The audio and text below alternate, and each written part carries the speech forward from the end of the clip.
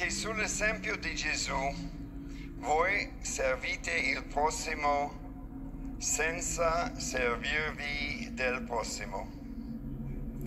Per strada e tra le case, accanto ai malati, ai sofferenti, ai carcerati, coi giovani e con gli anziani. La vostra dedizione infonde speranza a tutta la società.